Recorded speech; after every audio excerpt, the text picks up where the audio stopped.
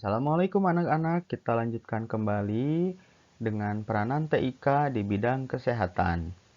Nah, pada bidang kesehatan itu ada modernisasi alat-alat kesehatan. Alat-alat kesehatannya sekarang canggih-canggih.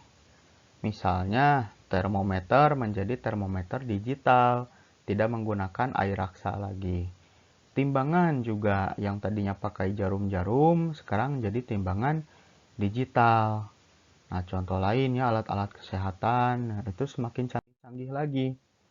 Misalnya, nah ini untuk USG bayi. Jadi bayi yang masih dalam kandungan itu bisa dilihat wajahnya seperti apa, kemudian jenis kelaminnya seperti apa, itu sudah bisa diketahui dengan menggunakan alat USG.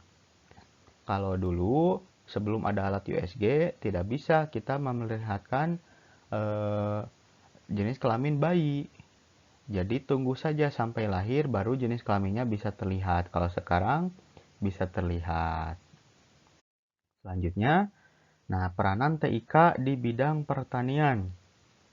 Peranan TIK di bidang pertanian ini adalah meneliti bagaimana supaya mendapatkan bibit yang unggul, mendapatkan pupuk yang baik, kemudian rekayasa tanaman. Contohnya semangka bisa berbentuk segitiga, kotak seperti ini. Nah, itu adalah salah satu peranan TIK sehingga tomat yang warnanya merah asalnya masam menjadi manis. Nah, itu adalah peranan TIK di bidang pertanian.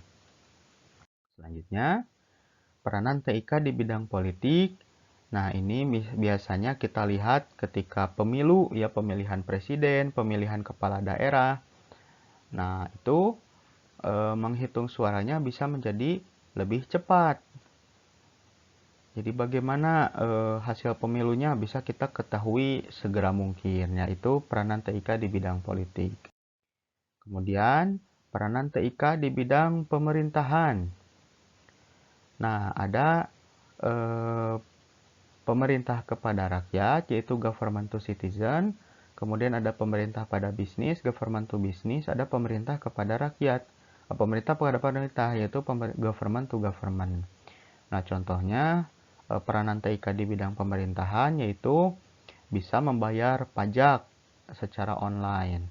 Nah, warga negara Indonesia itu yang wajib pajak harus membayar pajak. Jadi, cara membayar pajaknya bisa secara online. Nah, selanjutnya, peranan TIK di bidang kebudayaan. Nah, ini penyebaran sosialisasi budaya melalui internet dan media. Contoh, ada bule pakai batik, itu kan menyebarkan budaya melalui internet. Kita bisa mengenal K-pop, bisa mengenal anime, Naruto ya, mengenal film-film, mengenal K-pop. Nah, itu mengenal budaya asing itu dari internet. Nah, sebaliknya, orang luar juga mengenal kebudayaan Indonesia, mengenal tari-tariannya, mengenal batik, mengenal Indomie, mengenal Om Tolelot Om. Itu kan dari internet. Jadi saling bertukar budaya. Nah, yang terakhir, peranan TIK di bidang tenaga kerja yaitu informasi lowongan pekerjaan melalui internet. Misalnya, mengirimkan lowongan pekerjaan menggunakan email. Nah, ini ya contohnya misalnya ada lowongan pekerjaan dikirimkan melalui email. Baiklah anak-anak, nah itu dia peranan TIK di berbagai bidang yang ternyata sangat banyak sekali.